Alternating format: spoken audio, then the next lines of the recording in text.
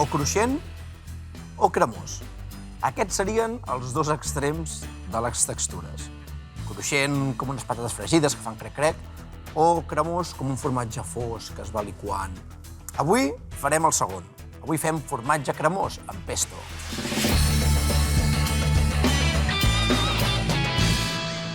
A la recepta d'avui l'ordre és important i per això començarem fent el pesto. El pesto tradicionalment ve de Gènova i porta l'alfàbrega, el parmesà, els pinyons, però nosaltres avui el farem una mica a la nostra manera i li seguirem dient pesto, perquè en comptes de pinyons hi posarem nous. Amb el formatge sí que seguirem la recepta, formatge parmesà.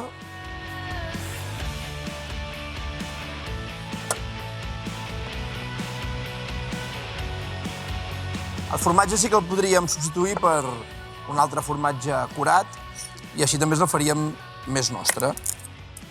Va, pelem un all i el que farem és treure-li el germinat.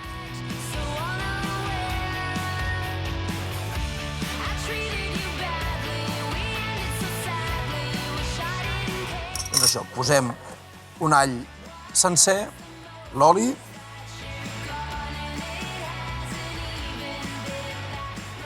i l'alfàbrega, que això sí que és típic del pesto. I de l'alfàbrega en farem servir només les fulles.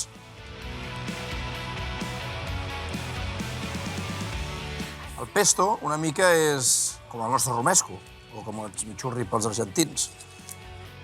És una salsa molt típica. Això també vol dir que una mica cada casa es fa d'una manera diferent i que admet variacions. De fet, segurament alguns de vosaltres heu tastat alguna vegada el pesto amb rúcula o amb alguna altra herba aromàtica, o pesto amb festuc, per exemple. Doncs dit això, que cadascú se l'adapti al que més li agradi o al que tingueu al rebost.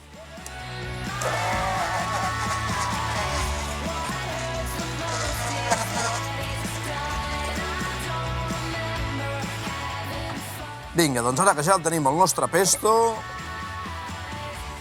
el reservarem, perquè el farem servir al final de la recepta. Posem una paella al foc a escalfar, perquè ara sí que anem a buscar aquesta textura entre fluida i cruixent. I per què us dic això? Doncs perquè treballarem amb un formatge camembert, que és un formatge tou, al que amb molta cura li traurem la part de dalt i la part de baix. Traiem una part, mitja volta,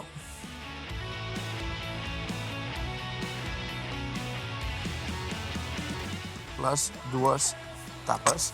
Preparem una mica i amb la paella ben calenta el que farem és marcar aquest formatge. Quin sorollet, eh? Ara el que vull és que faci una crosta cruixent per totes dues bandes i d'aquesta manera ens quedarà el que us deia abans, la textura cruixent i fluida dins.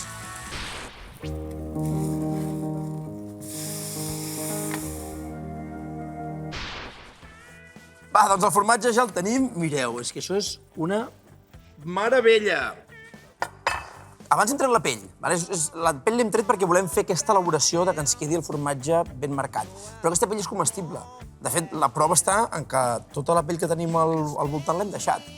I segurament, si heu estat mai pel País Basc o en segons quins restaurants bascos, heu menjat aquest formatge que és camembert, tallat a dauets i rebossat, no? Que és allò que llavors és supercruixent pel rebossat i superfluid per dins.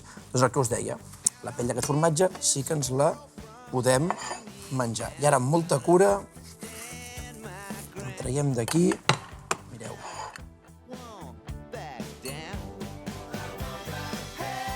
I anem a acabar el plat. Perquè, recapitulem, tenim una salsa de pesto boníssima que hem fet. El que vull fer és això, posar-la així pel damunt. I afegir-li un parell de tocs més, també de color verd, però amb matisos diferents. Una mica de ratlladura de llima,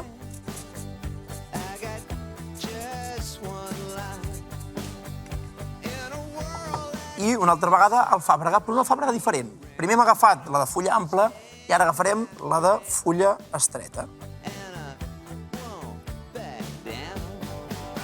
Perquè per decorar em sembla una mica més bufona.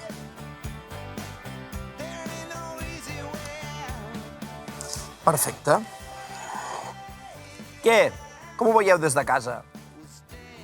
Un plat que juga amb les textures cruixents i cremoses del formatge, que a més, si li feu una foto i el pengeu a Instagram us donarà milions de likes i que l'hem fet en un pim-pam.